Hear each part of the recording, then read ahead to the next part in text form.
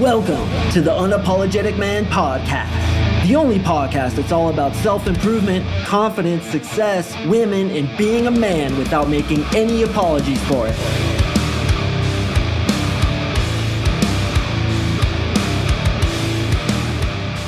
What is up, gentlemen? Thank you for tuning in to another episode of the Yuuuup, and today we are going to talk about why you, my friend, need to lower your standards when it comes to women. That's right. You're sitting here thinking like, what the fuck is this guy telling me? He's told me a million times to up my standards, have extremely stringent standards, settle for nothing less than the best woman I could possibly get. So what the hell is he talking about here? Why would I lower my standards with women? Well, I'm going to tell you exactly what I mean by that. So everybody calm down. Don't come unpeeled. Don't hyperextend your asshole.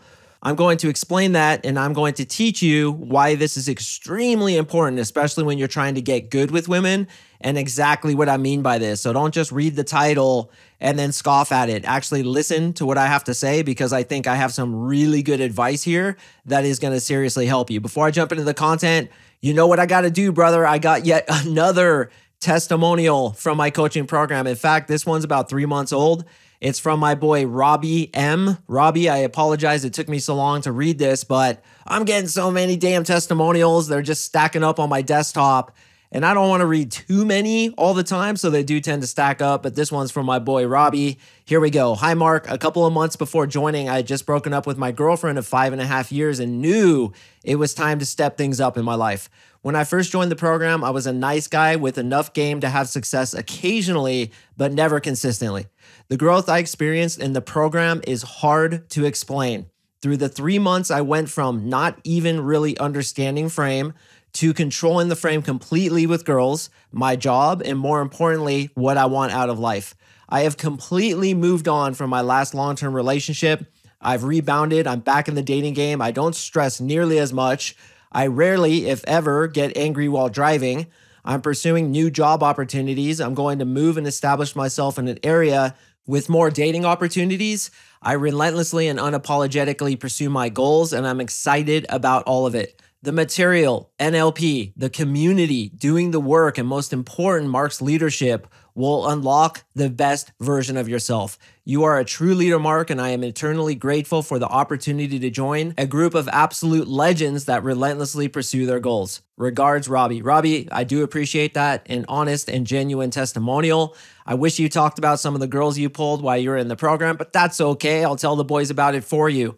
The dude was pulling. He was getting more ass than a toilet seat. He was getting chicks fucking stalker Texas Rangers living outside his backyard in stalker hides, watching him as he purposely oiled himself up with baby oil and did a little dance in his window in his Speedo. I know, Robbie, you're embarrassed about that, but just admit it, man. Your little Speedo dance. It brought all the ladies to the backyard when you did your little Speedo dance. But gentlemen, if you want to meet with us on a free one-on-one breakthrough session to see if my 3-month coaching program can change your life the way it did Robbie's, hit me up at CoachMarkSing.com/coaching. You can also click the link in the description below, fill out the quick application, slap in the biscuit, and you and my team will get on a free one-on-one breakthrough session together. All right, guys, let's get into the content. So the title says that you should lower your standards, and you should. Because oftentimes guys don't even get started because their standards are so ridiculously high that they nix girls before they even approach them. And the reason they do this is because of fear. It's the ego's excuse to prevent you from doing something that might get you rejected and thus hurt your ego. So when guys first come into my program, I explain to them that, listen, brothers, you are building a skill set. We're not trying to meet your wife right now. She's coming in the future.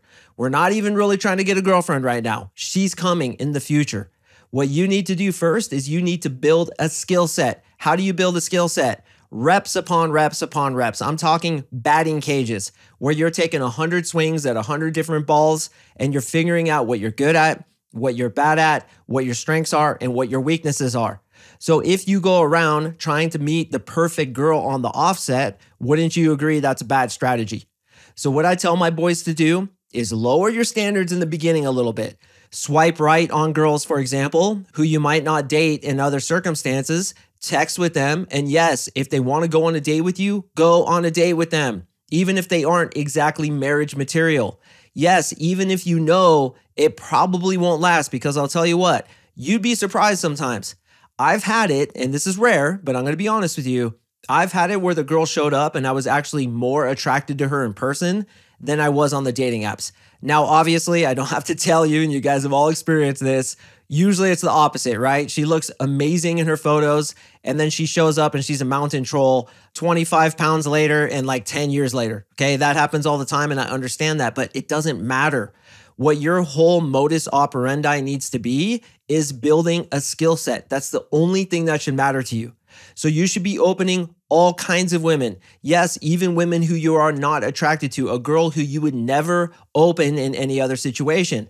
Now, based on what I spoke about 2 episodes ago, when you're not attracted to a girl, you're going to act perfect.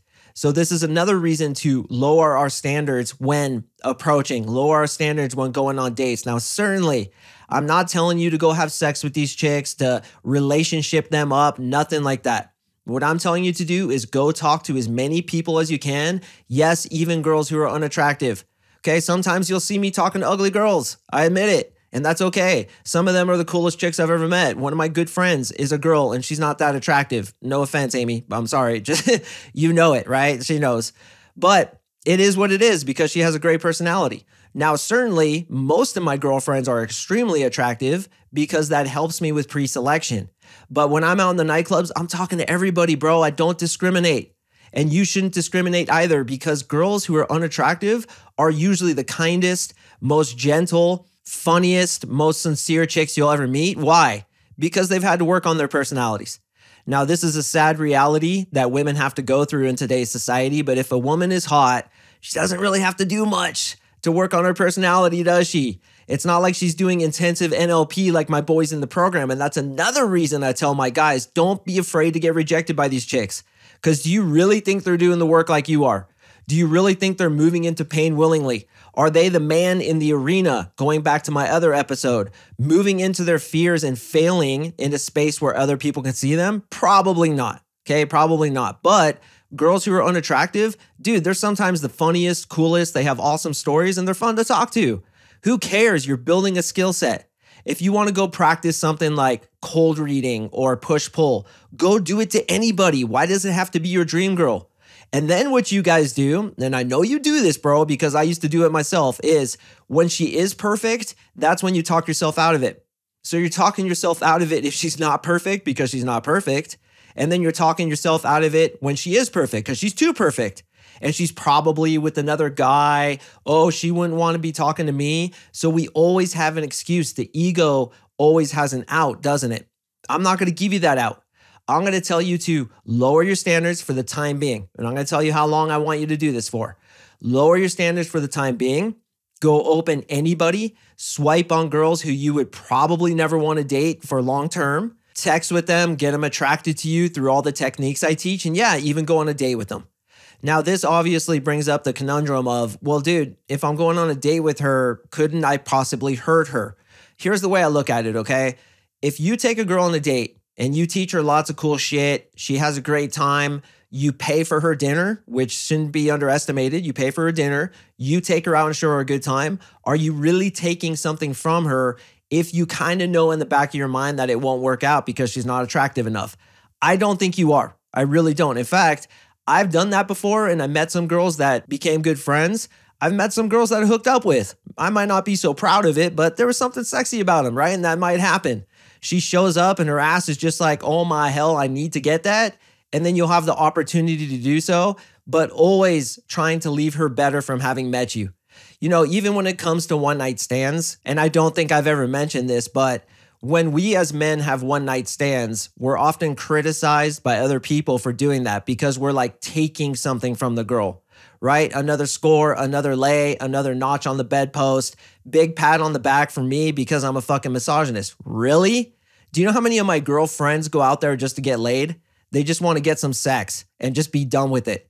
The thing about women is they can make out with the dude. They can even sometimes have sex with the dude and have it be no big deal, particularly like making out. They can do that without expecting anything at all to come of it.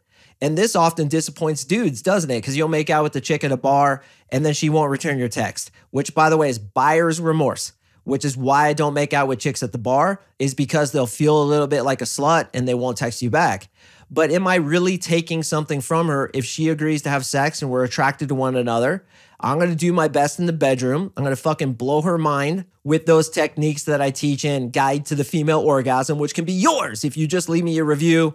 Email me at CoachMarkSing@gmail.com and I will send you Guide to the Female Orgasm, where you're going to make her look like a screaming demon that just got hit with the tornado and then slammed with the tsunami, because you're going to give her such a screaming orgasm. So if you do that, are you really taking something from her? I don't think you are. So why not go out there and just date chicks, get experiences, open girls up, try to better them from having met you. When you do that, in my opinion, not only are you building a skill set, but you're also brightening the world, because we as unapologetic men give value. I want you going out there with the philosophy, I want to make this person's life better from having met me. Okay, so we're practicing on tons and tons of girls, aren't we?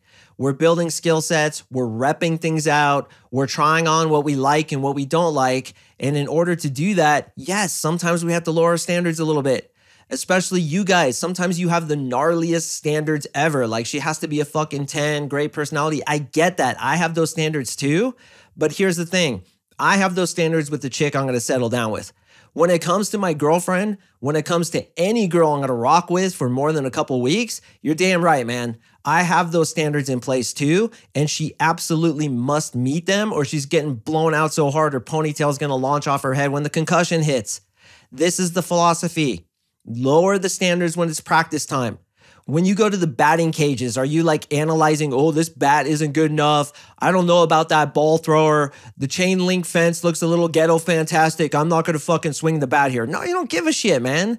You just step in there, swing the bat for when the real game happens. And here's how it's going to work. I'm guaranteeing you. And when this happens to you, I want you to think back to this episode. Here's what's going to happen.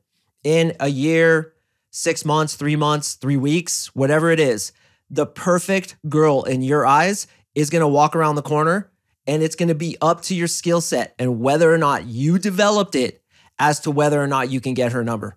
The exact same thing happened to me with my current girlfriend, Marissa. I walked into the supermarket, bam, there she was. Did I develop the skill set by practicing on mountain trolls, practicing on canyon mules, practicing on douche canoes? Of course I did, because I lowered my standards during the rep phases.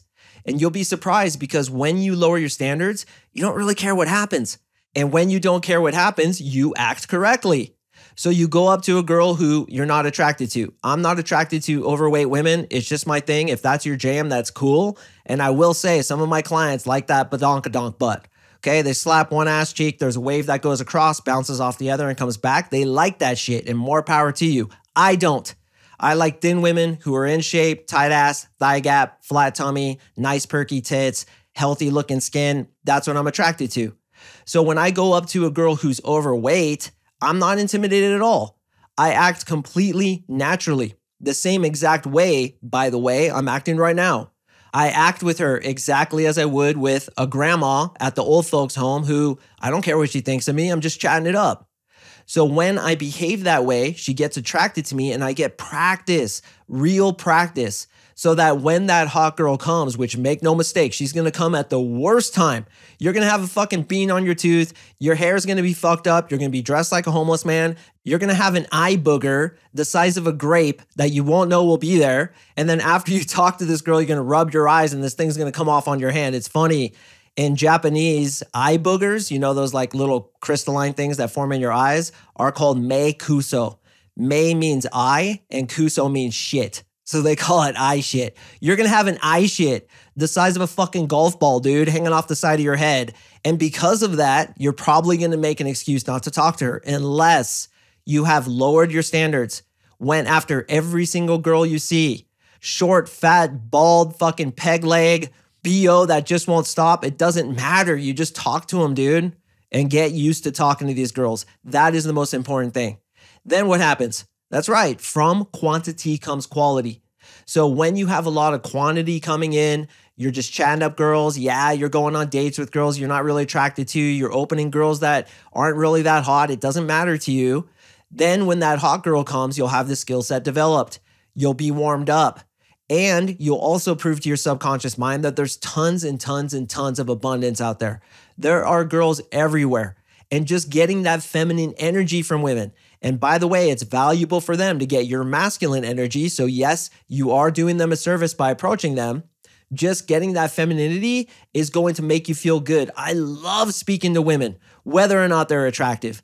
Women are women. I'll tell you this, some of the fattest girls are the most feminine.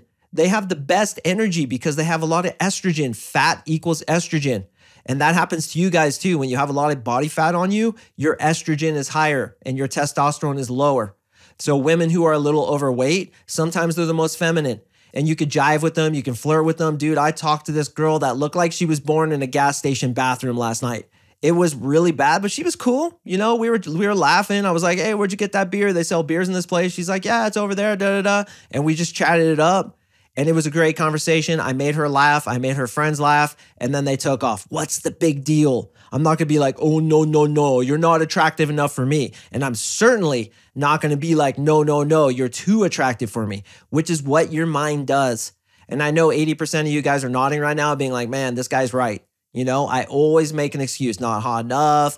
Ass is too big. Tits aren't big enough. Hair is weird. Her bra is so tight with the fat folding over it in the back, making bat wings. I get it. Okay. Especially when you go into Walmart. You know, I understand how it goes, man. I live in the United States too, but I still open. I still practice because it's a skill set. So what I want to encourage you to do, brother, is open. Swipe right on girls who you wouldn't swipe on if you were in a different circumstance, and even go on dates with these chicks, okay? It doesn't matter. And then when the right one comes along, yeah, bro, have those standards. You know, when you're dating her and you see certain red flags, nix her ass, because you know that there's abundance out there and you should have extremely high standards when it comes to the girl you settle down with. But when just casually dating, texting, talking, even if you want to dip in a couple times, you know, maybe she's like a moped, fun to ride, but you don't want to be seen with her. I get it. I've done that, and I'm allowing you to do it. Don't think that MarkSing is going to walk around the corner and you're standing there talking to a canyon mule, and I'm like, bro, what are you doing? In fact, if I see that, I'm going to be like, good job, man, because you're serious about getting better. You don't discriminate based on appearance. You know that females are females. Their brains work the same when it comes to attraction. So practice on them. Give them value. Leave them better from having met you. That's the philosophy of lowering your standards. Gentlemen, I do appreciate you listening. I drop podcasts on Mondays and Thursdays. As I mentioned, my team and I are giving away a free one-on-one NLP session to see if you're a good fit for my coaching program. But of course, most importantly, if we're a good fit for you, if you'd like to meet with us to explore whether or not we can really get you changed. And I always tell my guy, Victor, I say, dude, we have to 10x the results. If we're not going to 10x the results with our solution, then we'll send them to a dating coach who will give them less. Because I'm not going to give you anything less than what Robbie got. Real transformation via NLP. Real differences in his life where he's now getting way more girls, he's making more money, he's way more confident, he's less anxious. So much change just because that dude had the balls to invest in himself. And how did he come in originally? He was just exploring. He was like, hey, let me meet with you guys, see what it's like. If it feels right, I'll move forward. If it doesn't feel right, I won't. We're not pushy. We just want dudes who are a good fit. And you could be the perfect fit for us, but you won't know unless you try, will you? So sign up, brother. We'd love to meet you. I drop podcasts on Mondays and Thursdays, and I will see you in the next episode.